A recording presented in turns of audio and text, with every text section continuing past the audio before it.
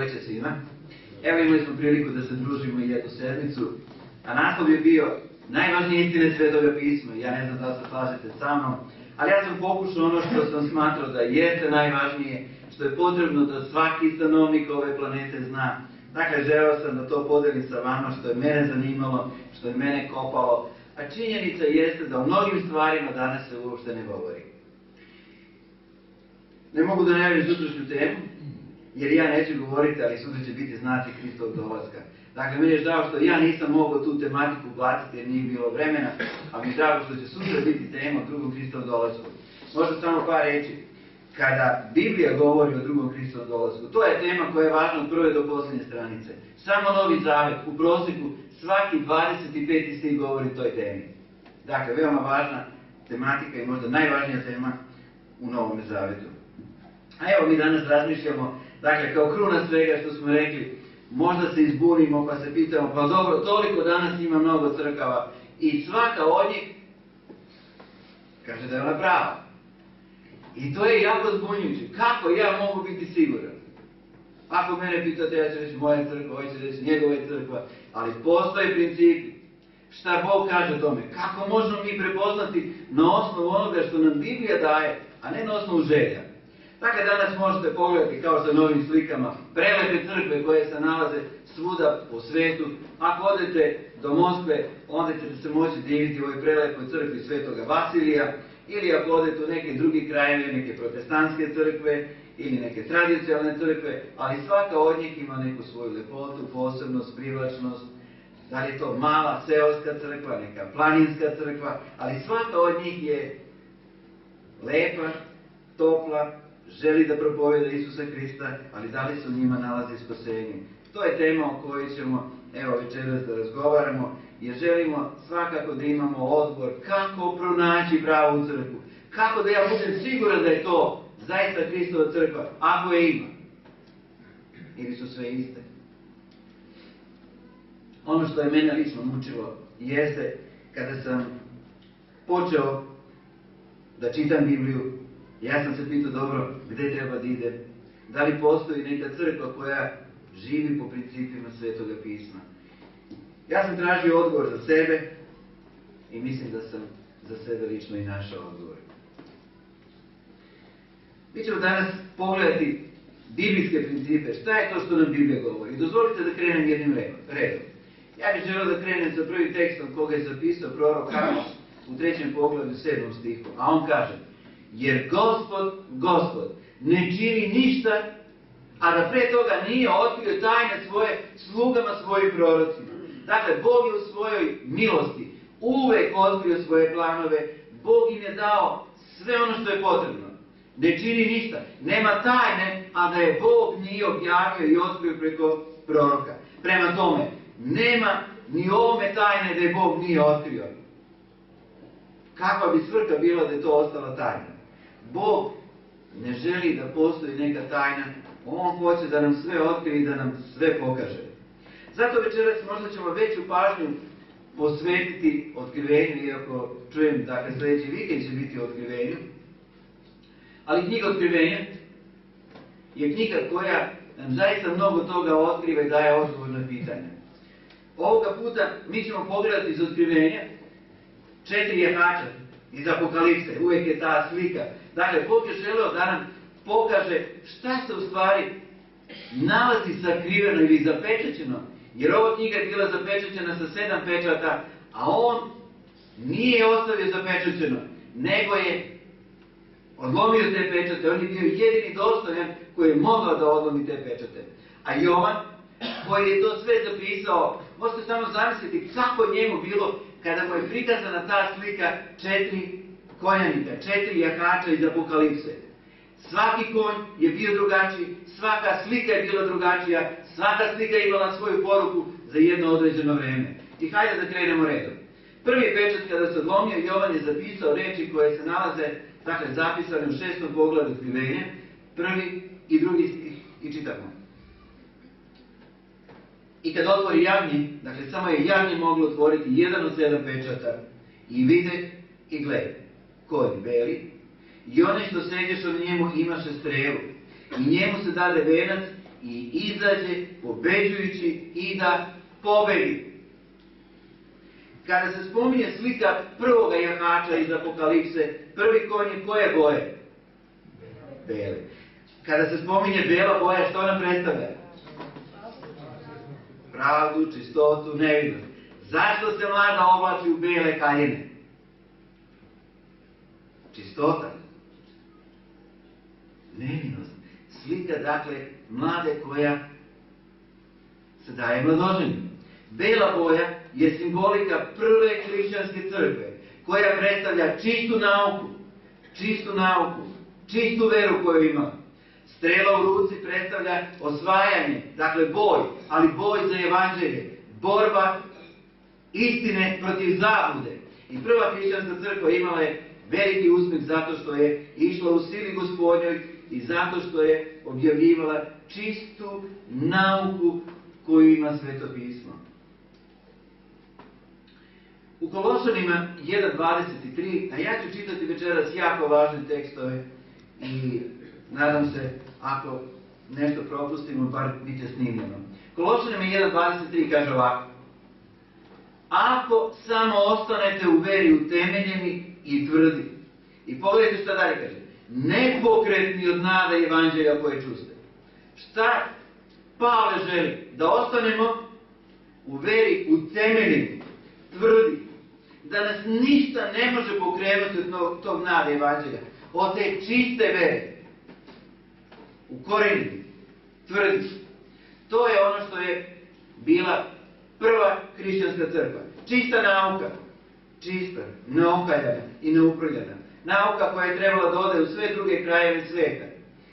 I u Delima 5.14 mi čitamo izveštaj prve apostolske crkve. A sve više pristaje ako oni koji verovahu Gospoda, mnoštvo ljudi i žena. Mi kada čitamo izveštaj dela apostolskih, onda ćemo vidjeti na hiljade ljudi je bilo spremno da prihvate evanđelje, da promenu svoj život i da žive onako kako ih to uči Božja reč, Sveto pismo. Tako bi trebalo da bude i danas. Ako neko smatra sebe hrišćaninom, onda treba da živi onako kako je to zapisano u Božjoj reči. U čistoj veri. U Delima 5.29 čitamo ovako: većma se treba Bogu pokoravati negoli ljudima. Kome se treba pokoriti? Kada je Petar i Jovan nakon jednog čuda koje su činili bili zatvoreni, ljudi nisu znali šta da rade s njima. I onda kažu Petru ovako: pustit ćemo te, ali više ne smiješ govoriti u ime Isusa Hrista. Nisu smeli da ga osude jer bi se narod pobunio. A Petar odgovara: kome se treba pokloniti? Bogu. On nije strahovao za svoj život. Većma se treba Bogu pokoravati. Kako je danas? Da li smo spremni danas da se pokorimo Bogu i njegovoj nauci, ili ćemo mi ipak se prilagoditi onako kako to većina kaže, kako je to naša tradicija, kako su naši običaji? Nemoj da se zameraš drugima. Biblija kaže: većma se treba Bogu pokoravati. Crkva ulazi sada u drugu fazu koja je opisana u Otkrivenju, prikazana sada jednim novim simbolom. Dakle, novim jahačem, drugi pečat se slomio i evo šta čitamo u Otkrivenju u 6. glavi u 4. stihu. Iziđe drugi konj, rič ili crve, i one što sedeše na njemu dade se da uzme mir sa zemlje i da ubija jedan drugoga i dade mu se mač veliki. Dakle, da li ste zapazili? Prva boja je bila bela, druga boja je crvena. Na čega vas crvena boja asocira? Na krv. Dakle, ovo je sada slika stradanja mnogih hrišćana od strane rimskih imperatora. Mač u ruci je slika ubijanja. Mnoštvo krvi je bilo proliveno zato što hrišćani nisu bili spremni prvi na neki kompromis. Oni su želeli da služe Bogu, a Rimljani su ih progonili, ubijali i mnogo je onih hrišćana koji su završavali sa porodicama u Remi. Nije to bilo lako. To je bilo teško vreme. Kada čitate u Otkrivenju ima još jedna slika, oni se uspoređuju sa drugom crkvom. Imate 7 crkava, 7 pečata, 7 gruba. I nema vremena svemu. Ali postoji fenomenalna paralela. 7 crkava. Prva crkva predstavlja apostolsku crkvu. Prva. Efes. Druga je bila Smirna. Crkva koja je imala velike nevolje. To je slika perioda stradanja mnogih hrišćana. Ali oni su znali kome veruju. Oni su ostali u veri koji su primili od Isusa Hrista i apostola i bili su spremni da izgube život, ali nisu spremni bili na kompromis. To je period koji je negdje otprilike od 100. godine do 323. To je bilo vreme kada je krvlju vera bila natopljena. A onda otvara se treći pečat i gledamo trećeg konjanika. Ono što je za njega zapisano jeste Otkrivenje 6. glava, 5. i 6. stih. Kaže Jovan: a kad otvori treći pečat i videh i gled, konj vran ili crn, i one što seđeše na njemu imaše merilo u ruci svojoj. I ču glas gde govori: oka pšenice za groš i 3 oka ješma za groš, a ulja i vina neće biti.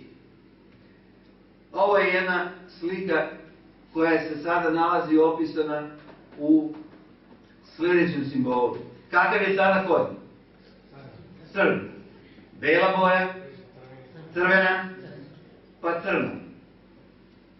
Za ovaj period ili za ovo doba mogli bi reći da je to bilo doba kompromisa. Doba kada je vera počela da slabi i kada u crkvu počinju da unose paganska verovanja i paganske običaje. Jatač na crnome konju, u ruci ima merila, vagu, i kaže on ovako: oka pšenice za groš. Oko pšenice, to je otprilike jedna šaka. Jedna šaka pšenice za 1 groš. 1 groš vam je bilo otprilike jedna radnička dnevnica. A to znači, čovjek bi ceo dan, od jutra do naveče, trebao da radi za 1 šaku pšenice. Ovo je slika glavi. Ali, slika duhovne glavi. Tu je poenta, na duhovnost. Duhovna glava. 3 oka, 3 šake ječma za groš. Dakle, vreme velike duhovne glavi. A ulja i vina neće biti. To je slika, dakle, Svetoga Duha koji zaliva. Jednostavno, Duh Božji se povlači i nastaje vreme duhovne glavi. To je slika onoga što je opisano, dakle, u 3. jahaču. Apostol Pavle, kada je pisao svoju, ili kada je bio na putovanju, kada je došao do Luke, Milet pokupio je ili prikupio efeske starešine i tada im je rekao ove reči koje smo čitali jedne večeri. Del apostolska 20. poglavlje od 28. stiha čitamo. Pazite dakle na sebe i na sve stado u kome vas Duh Sveti postavi vladikama, da pasite crkvu Gospoda i Boga koji steče krvlju. Jer ja ovo znam, da će po odlasku mome ući među vas teški vuci koji neće štediti stada. Dakle, apostol Pavle je svestan da on odlazi. Njegov životni put se završava. On ide do Jerusalima, odlazi za Rim i on zna da će u Rimu završiti svoj život. I zato on opominje starešine efeskih crkava. Pazite na stado, čuvajte ga, jer ja znam da će po odlasku mome doći vuci koji neće štediti stada. On kaže, čak između vas samih postaće oni koji će govoriti izvrnutu nauku. Između vas samih, dakle, ovdje kaže, postaće oni koji će govoriti izvrnutu nauku, da odvraćaju učenike za sobom. I to je ono što se događa, dakle, sada u ovome periodu. A prorok Danilo je u 8. glavi 12. stihu zapisao sljedeće. I vojska bi dana u otpad od žrtve svagdašnje. I obori istinu na zemlju i što činaše napredovaše. Istina koja je trebala visoko da se uzdigne, sada se oborila na zemlju i pogažena je ona prava, čista nauka koju je Gospod dao, jer su u nju ušla lažna učenja, a umjesto Božjih zapovesti postavljene su ljudske zapovesti. Sjećate se, ko je ovo? Sveti Petar, je li tako? Je li ovo Sveti Petar? Ma nije. Ovo je u stvari Jupiter. Taj isti kip, idol, koji je bio u staro vreme pagansko, bog Jupiter, u hrišćanstvu, i znate na kom mjestu se nalazi? I danas Sveti Petar. A ovo? Majka Božja, jel da? Isus. Da, danas. Ali nekada to je bila Ištar i Tamus. A druga Mojsijeva u 20. poglavlju kaže za drugu zapovest u 4. i 5. stihu. Ne gradi sebi lika rezana, niti kakve slike od onoga što je gore na nebu ili dole na zemlji, ili u vodi ispod zemlje. Nemoj im se klanjati, niti im služiti, jer sam ja, Gospod Bog tvoj, Bog revnitelj, koji pogodim grehe otačke na sinovima do 3. i do 4. kolena, onih koji mrze name. Ali danas možete otvoriti zapovesti u nekim crkvama i ove zapovesti nema.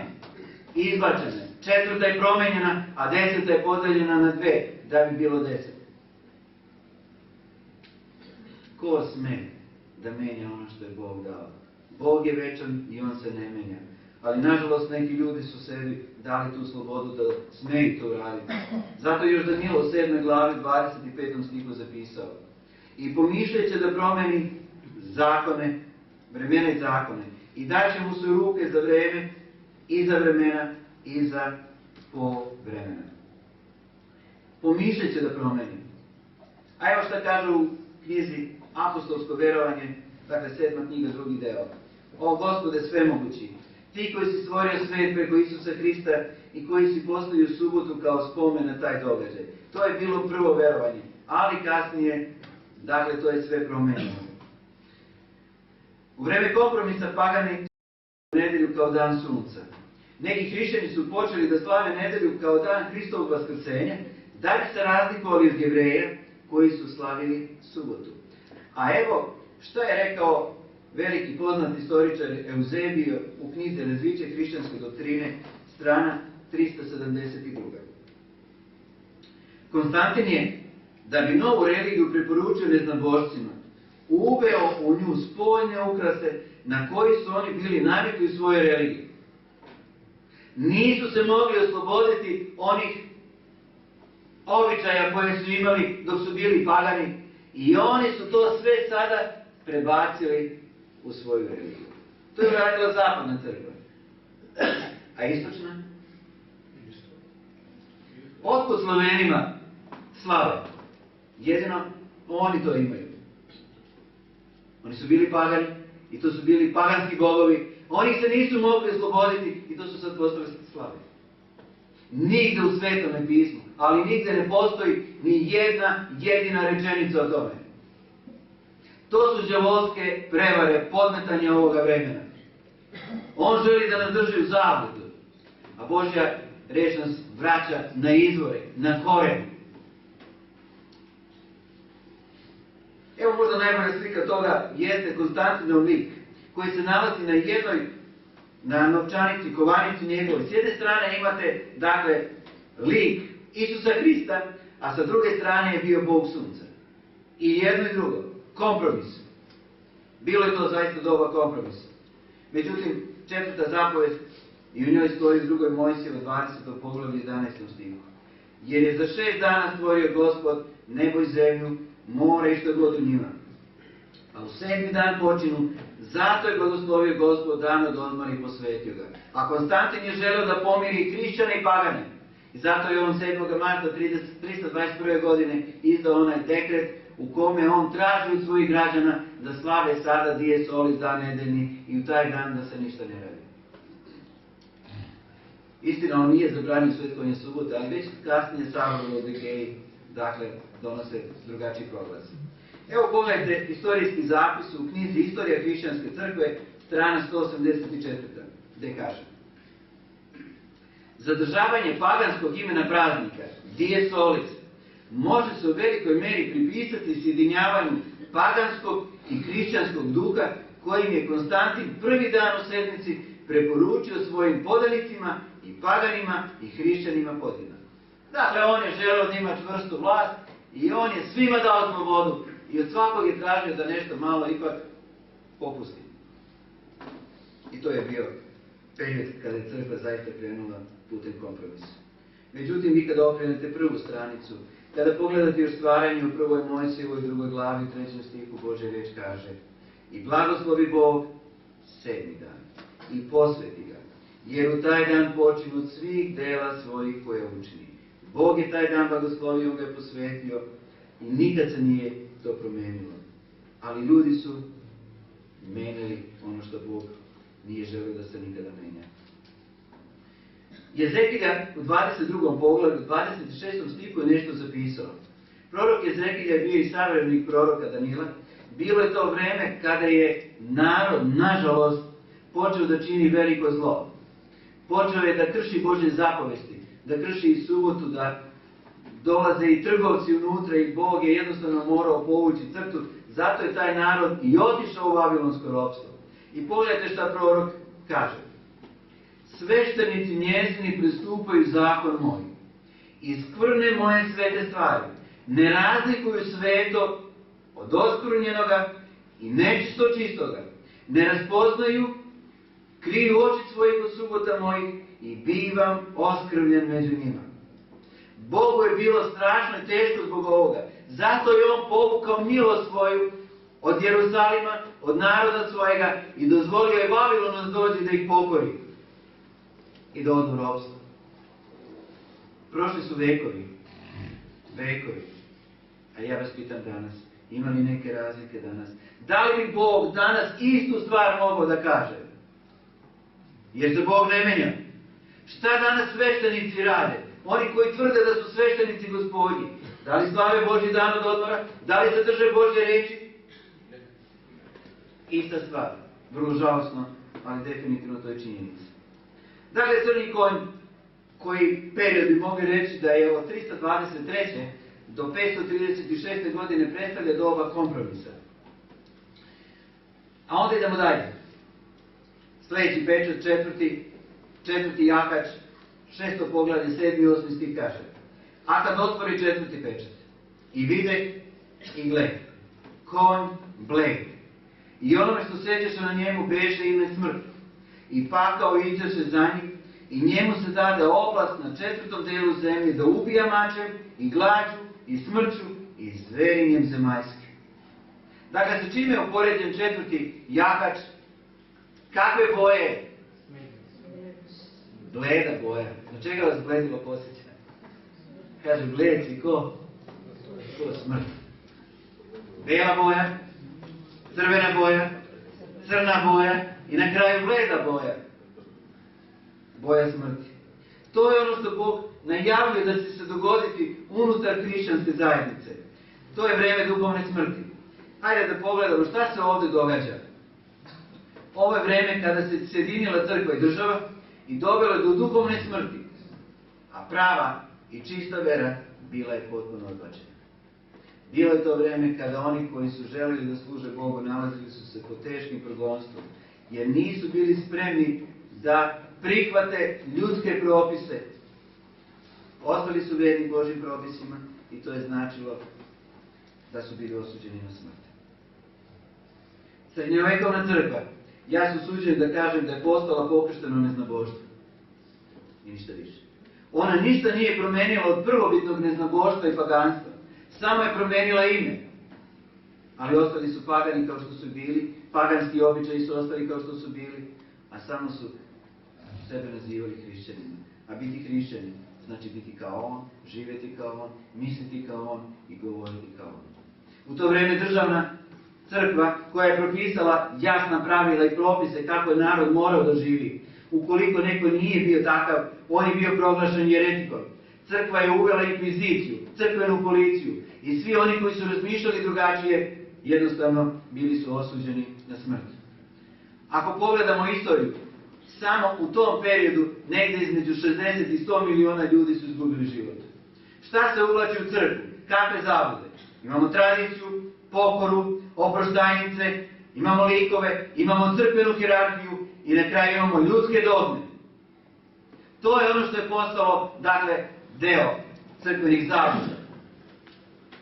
Prava istina bila je zgažena, sakrivena Ljudi nisu u svojim rukama tada imali pismo kao što mi danas možemo imati. I možda su ljudi onoga vremena, pravi hrišćani, se pitali da li će Božja istina biti zauvek izgubljena. Hoće li jednostavno nekada se pojaviti nova svetlost i hoće li Bog voditi svoj narod. Bilo je to teško, bilo je to jako teško vreme mraka. Zato je to i nama poznato istorija srednjeg ili mračnog veka. Baš zbog toga što se sve ovo odigralo sa religijom. Mudri Solomon kao da nam daje odgovor na pitanje ljudi onoga vremena i kaže u 4. poglavlju priča Solomonovih u 18. stihu sljedeće. A put je pravednički kao svetlo videlo, koje sve večno svetli dokle ne bude pravi dan.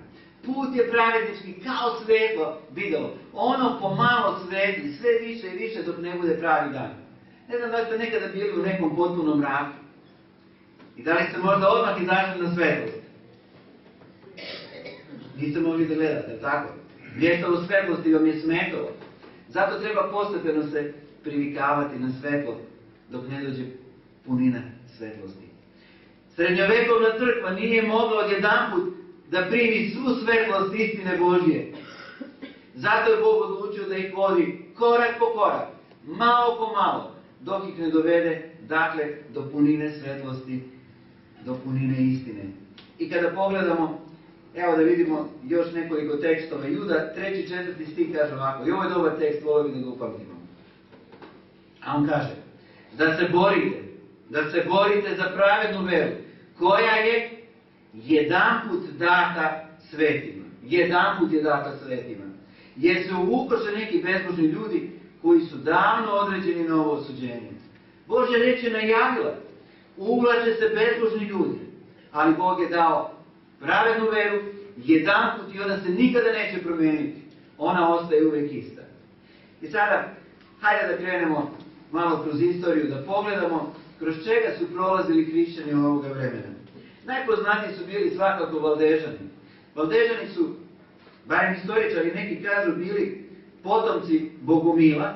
A znate ko su bili Bogumili? Oni potiču iz ovih krajeva Bugarske, onda su se naselili na Balkan, ali za vreme Nemanjića i tako dalje su bili proterani i neki kažu da su se nastanili na severnom delu Italije i onda su se krili po planinama.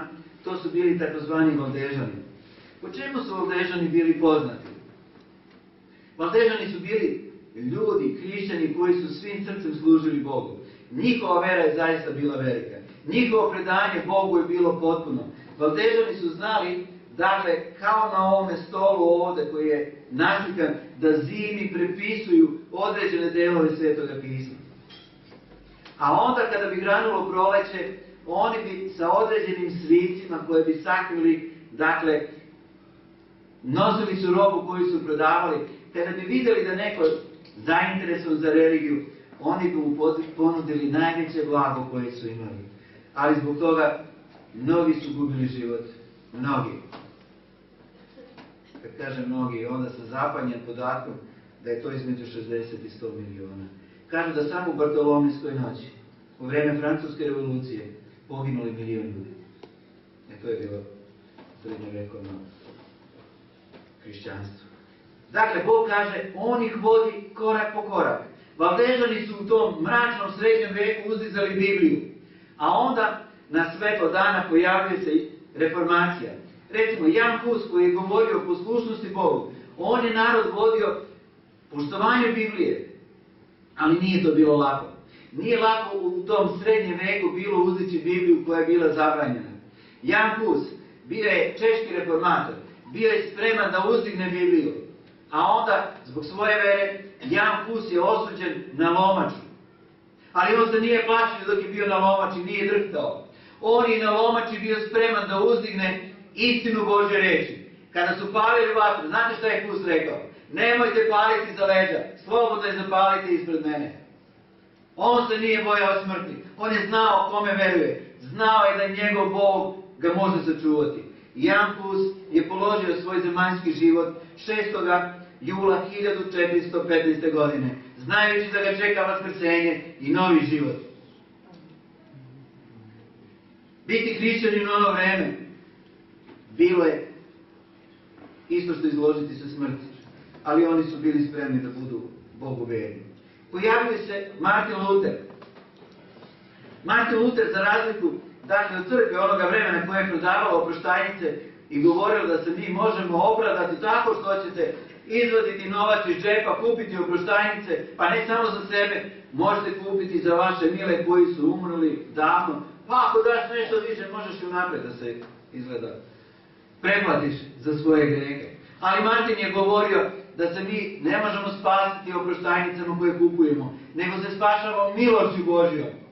Milost, blagodat Božja je dovoljna. Martin Luther je bio sveštenik u Wittenbergu i Martin Luther je bio čovjek koji je proučavao Bibliju, želeo da ljudi upoznaju. Martin Luther je uoči praznika svih svetih, koji je bio 1. novembra, dakle dan pre toga, 31. oktobra, zakucao 95 teza, 95 doktrina na katedrali u Wittenbergu. Želeći da narod kada dođe sutra pogleda te istine Svetoga pisma i da žive tako. Ali ono što on nije znao te noći, dakle, oni su prepisali te zapovesti, oštampali su, ujutru su to delili te traktate svim ljudima. I to je u stvari bio početak reformacije. Početak reformacije. Martin Luther, dakle, je bio čovjek koji je bio spreman da stoji kao borac u novom mjestu i neće se pomeriti ako mu ne dokažu drugačije. On veruje u Bibliju. Sola skriptura bilo je ono što je on zauzimao kao stav. Isus je jednom prilikom rekao reči koje bi mogli upotrebiti za ovaj period. Jovan 16:12. On je rekao i svojim učenicima i sledbenicima: još vam mnogo imam kazati, ali sada ne možete nositi. Crkva srednjega veka nije mogla odjednom sve nositi. Ja sam spomenuo da je čak doktor Eck na sudu u Wormsu rekao Martinu Lutheru: Martine, ako se ti držiš sola skripture, Biblija i samo Biblija, zašto onda ne svetkuješ subotu o kojoj govori Biblija, nego si prihvatio katoličku nedelju? Ali Martin Luther nije imao odgovor i na to pitanje. On nije mogao sve da razume, on nije mogao sve da zna, ali ovo što je razumeo, on je bio spreman da propoveda. Ako odemo do Ženeve, i Ženeva je imala velikog reformatora koji je nama poznat u istoriji, a to je Calvin. Calvin je imao jedan stav: nije dovoljno samo da čuješ evanđelje. Hrišćanin mora da raste u evanđelju, kao što je jedno dete kad se rodi. Ono ne može da ostane uvek dete. On je želeo da kaže: mi moramo iz dana u dan da rastemo Isusu Hristu, da rastemo u spoznanju istine, a ne da budemo zadovoljni s onim što smo čuli. Najveći problem protestantske crkve je upravo bio to. Luterani su ostali tamo gde je Luter ih ostavio. Kalvinisti su ostali tamo gde ih je ostavio Calvin. A Calvin nije želeo da ostanu tu, nego da rastu, da napreduju. Ali nažalost to se nije dogodilo. Nakon Calvina da spomenemo Anabaptiste. Anabaptisti su bili prvi koji su propovedali krštenje i prihvatili posle toliko vremena od sabora u Raveni 1311. godine, kada je bilo zanemareno biblijsko krštenje uronjavanjem, oni ponovo uzdižu biblijski princip krštenja uronjavanjem na osnovu Isusovih reči u Mateju 28. poglavlju 19. i 20. stihu koji kaže: idite dakle i naučite sve narode, krsteći ih u ime Oca i Sina i Svetoga Duha, učeći ih da sve drže što sam zapovedio, i evo, sam s vama u sve dane do svršetka veka. Dakle, Anabaptisti uzdižu krštenje kao jedini biblijski princip krštenja. A onda na pozornicu možemo spomenuti i engleskog reformatora Johna Wesleya, koji je govorio: Bog je sveti, mi moramo biti sveti, mi ne možemo biti zadovoljni s tim takvi kakvi jesmo. A onda dolazi čovjek koji je načinio veliku reformu ili veliki korak iz tog mračnog srednjeg veka, bio je to William Miller. William Miller je bio prvi koji je počeo da propoveda drugi Hristov dolazak. William Miller je bio čovjek koji je čitao, i ne samo da je čitao, nijedan nije toliko išao duboko u knjigu proroka Danila kao William Miller. njega je jako zagolicalo. Zašto je ta knjiga zapečaćena? Šta se nalazi u toj knjizi? I on je počeo sistematski da je proučava. Kada je William Miller došao do spoznaje biblijskog proročanstva iz knjige proroka Danila, posebno pitanje čišćenja svetinje, šta je 7. poglavlje onih 4 carstva, 4 zveri, on je bio toliko pokrenut. On je govorio prijateljima oko sebe. Ali kada bi ga pozivali, Martine dođi, odnosno Miller dođi i propovedaj nam u crkvu, on je rekao, ne, ja nisam za propovedanje. I kaže, jednog nedeljnog jutra dok se on molio, ako je Božja volja, da zaista to treba objaviti, neka Bog pošalje nekoga da ga pozove. I onda se dogodilo da je u Portlandu, u mjestu gdje je on živeo, čovjek koji trebao imati propoved te nedelje se razboli i dolazi jedan njegov rođak i kaže, Milleru, poslali su me po tebe da dođeš da nam propovedaš danas u crkvi. A on samo što je ustao sa molitve i rekao, Bože, ako to trebam objaviti, onda mi uputi poziv. I on odlazi u crkvu. I prvi put u Portlandu on iznosi svoju kartu, što je sam rukom crtao, želeći im objasniti knjigu proroka Danila, 4 svjetska carstva, prolaznost tih careva i onda čišćenje svetinje koja će biti i dolazak Isusa Krista. Kada je William Miller objavio ovo što je proučavao, a proučavao je dugo, godinama, crkva je bila toliko pokrenuta, bila je oduševljena s ovim saznanjem. I onda su mu rekli, Milleru, pa ti si toliko toga našao u pismu, zašto ćutiš? Trebaš to objaviti. Ta vest o čemu je Miller propovedao tog dana u crkvi, brzo se čula u okolna mesta i onda su ga pozivali. I William Miller je počeo da ide od mesta do mesta i da propoveda ono što je pronašao u knjizi proroka Danila i ukazujući na drugi Hristov dolazak. Za kratko vreme Miller je imao negde otprilike oko 50.000 sledbenika. Miller je zaista bio čovjek koji je bio oduševljen s onim što je našao, ali i njegova spoznaja ima svoje vreme. Nakon Williama Millera, Bog podiže adventni pokret. Pokret koji treba da istine koje su bile vekovima sakrivene objave celome svetu, da uzdignu Bibliju, da uzdignu istine koje su zaboravljene, kao što je istina o suboti, kao što je istina šta se događa kad čovjek umre i kao što je istina o nebeskom sudu. Bog podiže pokret koji to treba da objavi, koji je simbolični prikazan, koji objavljuje 3 posljednje vesti u knjizi Otkrivenja. Dakle, na kraju možemo reći Williama Millera koji je uzdigao Bibliju i on je objavio da će Hristos doći 22. oktobra 1844. godine. On je to objavio na osnovu knjige proroka Danila 8. poglavlja. On je tačno računao svaki detalj. On je znao dan.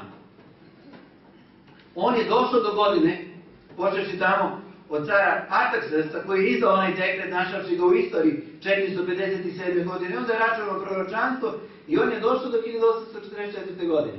I onda je uzeo jevrejski kalendar i gledao kada je jevrejski praznik Jom Kipur. I onda je vidio da je to 22. oktobar, a on je verovao. Nema šta da se očisti na ovoj zemlji, osim greha. Svetinja ne postoji. Još 70. godine kada rimska vojska ušla u Jerusalim, ona je razorila grad i svetinju i Jevreji nikada više nisu obnovili tu službu. I on je smatrao to je Hristov drugi dolazak. Ali Isus nije došao tog dana. I mnogi koji su ga očekivali, jedni su bili razočarani, jedni su dakle pitali se gde je greška, molili su se. I cele noći sledbenici Williama Millera, jedna grupa je ostala na molitvi, pokušavajući da nađu gde su pogrešili. Još jedan put su gledali istorijske podatke, gledali su matematiku, ali sve se slagalo. I pitali su se, Bože, gde smo pogrešili? I ujutru rano, dok su se tako kretali kroz kukuruz, Hiram Edson, jedan od sledbenika Williama Millera, dobio je viđenje. Vidio je Isusa Hrista kako izlazi iz prvog odelenja koje se zove svetinja i ulazi iz drugo odelenje koje se zove svetinja nad svetinjama, gdje su bile 10 zapovesti i kovčeg. Kada je on to vidio, on je tada shvatio i kazao, to je to. Isus u stvari je sada prešao iz jedne uloge službe sveštenstva u prvosveštenika i počinje sud na nebu, koji se završava drugim Hristovim dolaskom. Matej 15.9 kaže ovako: no zalud me poštuju učeći naukama i zapovestima ljudskim. Vi sa s jedne strane imate, kao Isusovo vreme, lažnu nauku i danas je isto tako lažna nauka. Zapovesti ljudske, običaji ljudski i istina Božja. Crkva posljednjeg vremena treba da uzdigne zaboravljene istine i da podigne visoko glas protiv svih zabluda. Treba da obnovi ono o čemu govori prorok Isaija, a Isaija u 58. poglavlju nagovestio u proročanstvu šta će se dogoditi na samom kraju i on kaže u 12. i 13. stihu: i tvoji će sazidati stare pustolovine i podignut će temelje koji će stajati od kolena do kolena. Ako odvratiš nogu svoju od subote da ne činiš što je tebi drago na moj sveti dan, i ako prozoveš subotu milinom. Dakle, on nagoveštava obnovu zaboravljenih istina i subote koje proglasimo milinom. A Otkrivenje, posljednja knjiga, daje jednu od slika naroda posljednjeg vremena koji ima karakteristiku i kaže: ovdje je trpljenje svetih koji drže zapovesti Božje i veru Isusovu. Prava Hristova crkva mora imati sve nauke, ove koje smo spomenuli, doktrine, i da ih drži, između ostalog da drži 10 Božjih zapovesti. Evo jednog teksta koji se meni jako sviđa, nalazi se zapisan u Pesmi nad pesmama. Knjiga Pesma nad pesmama koju Solomon opevao, on je nju stvari opevao i to je izraz njegove velike ljubavi prema Sunamki. Sunamka je bila jedina žena koju je on voleo. On je bio car koji je pravio velike greške za moj pojam, jer on se ženio sa ženama drugih naroda i na takav način je uspostavljao mir. A u ono vreme pokazivalo se bogatstvo prema broju žena i tako dalje, i imao je harem. Znate koliko žena imao? 1000. Pa ja ne znam mi kao svima imena. 700 žena i 300 inača. Ali, pazite ovako. Pogledajte kako on sada kada piše pesmu nad pesmama. Šta je u njegovom srcu? Samo jedna ljubav. I meni se jako sviđa ove reči. On kaže ovako. A u isto vrijeme sam zaboravio reći. Ljubav njegova prema Sunamki je u stvari slika Božje ljubavi prema pravoj crkvi. I on kaže: 60 ima carica i 80 inoča i devojaka bez broja, ali jedna golubica moja. Jedna ljubav moja. To je bila samo Sunamka i niko drugi. A ovo je slika isto tako vezano Hristove ljubavi prema jedinoj crkvi. I mi bi danas mogli reći 60 ima carica, velikih crkava, 80 jednih inoča, a devojaka, crkava, bez broja. Ali Bog kaže: ali je jedna golubica moja, jedna bezazlena, koja drži se biblijskih istina i koja ima trpljenje svetih i drži zapovesti Božje. Da, to je prelepa slika, barem koju sam ja našao. A njegova crkva posljednjeg vremena treba jasan znak trubni da se zna šta je istina. Šta je istina? Ne, pa može i ovako, pa i onako, pa može i ovo i ono. Nema kompromisa. Postoji jasna, čista istina koja je otkrivena u pismu. Hajde da pogledamo sada. Ja sam nešto samo ovdje spomenuo. Dakle, pitanje života. Mi smo ove sedmice razgovarali o najvažnijim životnim pitanjima. Postoje pitanja koja život znače, a uvijek imate dva odgovora. Jedan je Satanin odgovor, a drugi Božji odgovor. Ja ću večeras spomenuti neka od tih pitanja života. Ko ima vlast? A Satanin se odgovori: crkva i koncili. Ali Bog kaže: jedino vlast ima Božja reč. Ona ima vlast, ona ima moć, ona ima silu. Kako da se molimo? Na koji način? A što to nam kaže? Pa naravno preko slika, kipova i ikona. Ali Božji odgovor kaže, Duh Sveti. On se još moli za nas. Mi nekada i ne znamo za čega da se molimo, ali Duh Božji, Duh Sveti, naše molitve, dakle, iznosi pred presto Božje milosti. Kako dobiti spasenje? Ljudska dela. Zato mi kaže, ti moraš uložiti trud, ti moraš zaslužiti nebo, ti moraš to da uradiš. A Božji odgovor je milost ili blagodat Božja. Blagodat ću ste spašeni, a ne delima. Zatim, ko je naš zastupnik na nebu? Đavo kaže, pa to je sveštenik. On je tvoj posrednik između tebe i Boga. Ali Božja reč kaže, to je Hristos. Jer je jedan Bog i jedan je posrednik između Boga i ljudi, a to je Isus Hristos i nema drugoga. Koji dan svetovati? Satan kaže, pa naravno, zna se da je to u pitanju nedelja. A u Koranu? Subota. Ja sam imao jedan prijatelj, on je ožar. I zajedno smo se družili još u Zrenjaninu, a njegov sin se igrao sa mojim sinom.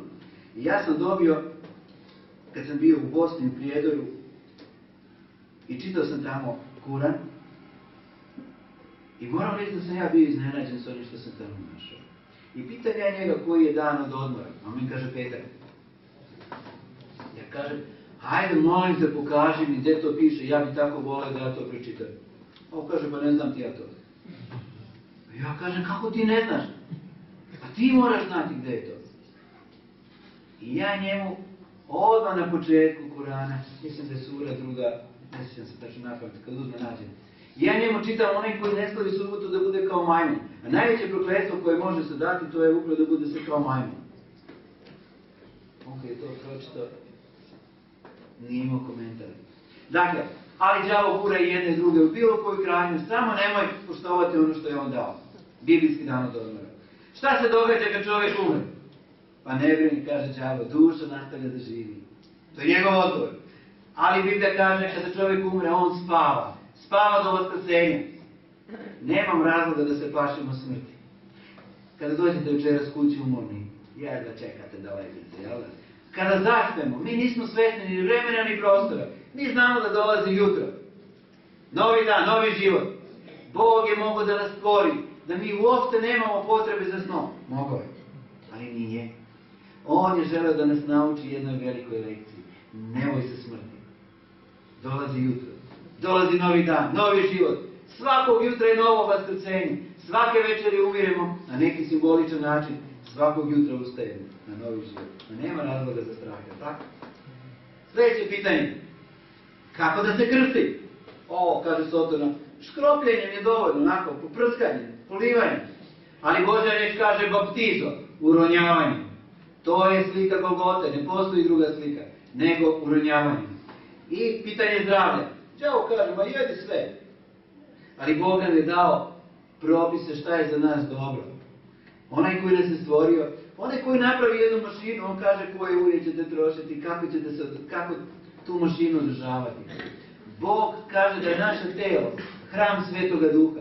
On želi da boravi u nama. Apostol Pavle kaže, jeste vi crkva? Vi ste crkva. Vaše telo je u stvari hram Svetoga Duha i Bog želi da boravi u vas. On kaže, kupljeni ste skupo, proslavite Boga u telesima svojim. A đavo kaže, ma ne, jedi slobodno sve. Naše telo je hram Svetoga Duha. On boravi unutra. I taj hram treba da bude čist. Čist. Jovan 10.16. Kaže Isus ovako. I druge ovce imam koje nisu iz ovog tora. I one mi valja dovesti. I čuće glas moj. I bit će jedno stada i jedan pastir. Bog kaže da ima mnogo ovaca i u drugom toru. Ima svoju crkvu koja drži zapovesti Božje, koja ima veru Isusa Hrista, koja poštuje sve ono što je zapisano u pismu. Ali on kaže, ja imam ovce u drugom toru. Oni nemaju poznanje cele istine. Ali čuće glas moj. I onda će doći. I na kraju će biti jedno stado i jedan pastir. Da li ste možda čuli ovih dana poziv Gospodnji? Da li je vaše duhovno uho čulo? Da li je vaša savest putem Duha Svetoga proradila i da vam Bog kazao, to je put, idi s njim i nemoj skvrnuti ni levo ni desno. Ako ste osjetili taj poziv, onda budite sigurni da vas Bog voli. Budite sigurni da je Bog pripremio za vas jedno dobro mjesto na nebu. Budite sigurni da Bog s vama ima plan, da vas On poziva od sebi. On vas neće ostaviti. A ima li lepše od onoga što nam On daje? Zlatni grad. Život večni. Život bez bola. Bez smrti. Bez rastanka. Mi se večeras rastajemo. Ali tamo neće biti rastanka. I dozvolite za kraj, želim da vam ispričam nešto što se dogodilo u Čikagu. Naime, jedan pastir koji je živeo, imao je ovce, sanjao o tome kako će jednog dana imati sina koga će naučiti svim, dakle, pastirskim, tom pastirskom zanatu, da kažem tako. Ali i imao je samo jednu ćerku i nije imao više dece. Ali je on nju volio kao da je sina imao. I on je nju učio, ona je bila uvijek uz njega i on je bio srećan.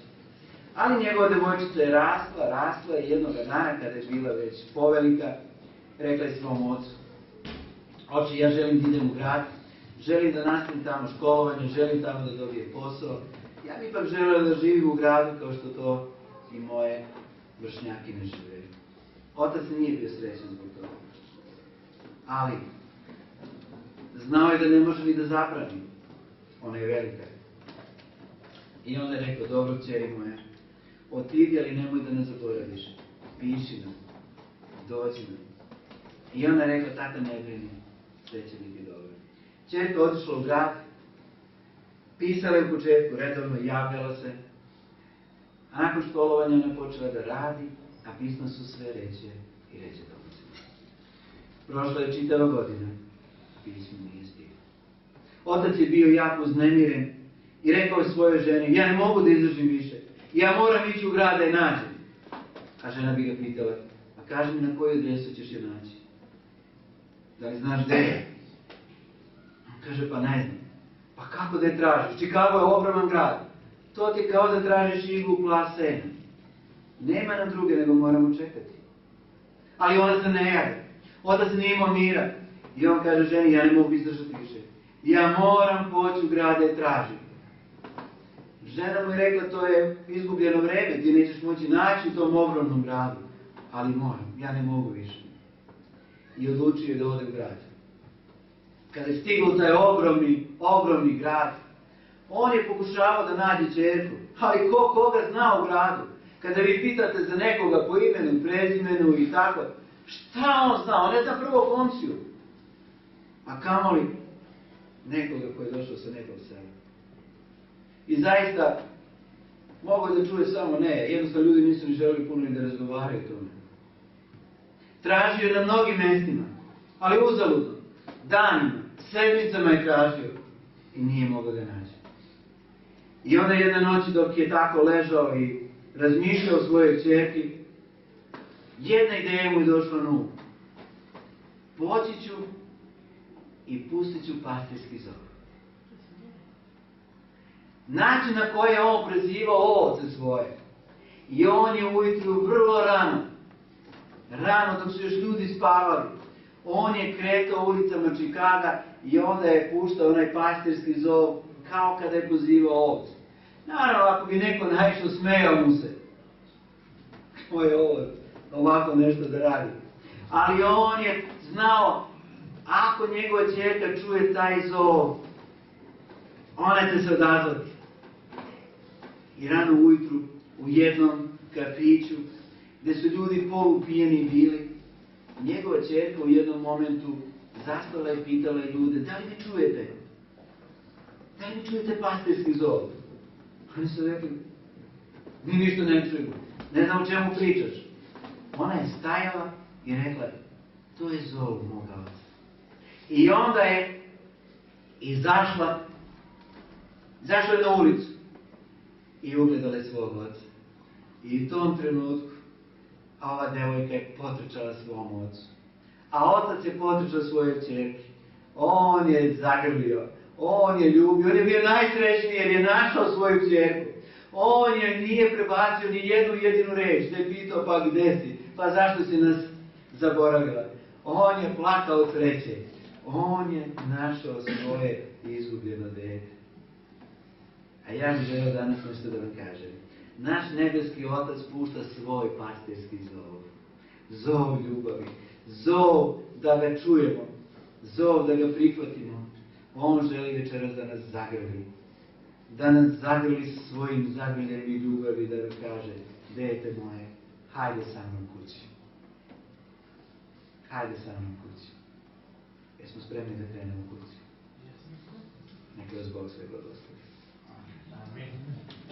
Ja ne znam kada ćemo se ponovno sresti. Jer život nije u našoj ruci. Ali želeo bi nešto.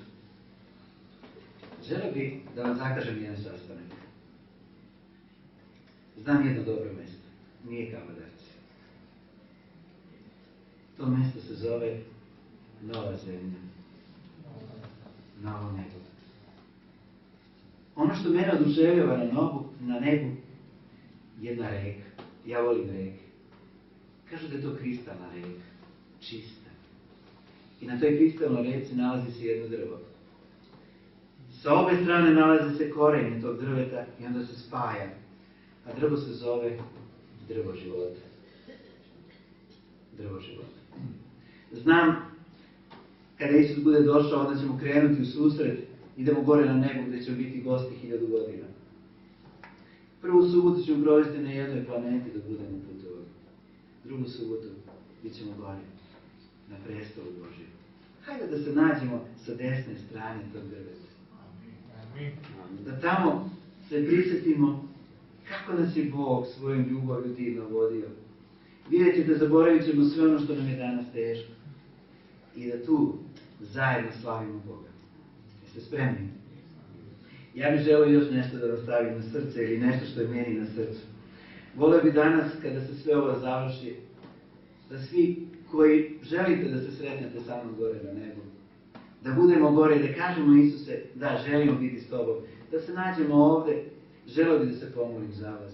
Želeo bih da zatražim poseban blagoslov od Boga, da vas on na ovoj zemlji sačuva od svakoga iskušenja, da vam on pomogne u ovoj borbi vere, da vas okrepi svojom silnom ređu i da vam pomogne na tom putu do neba.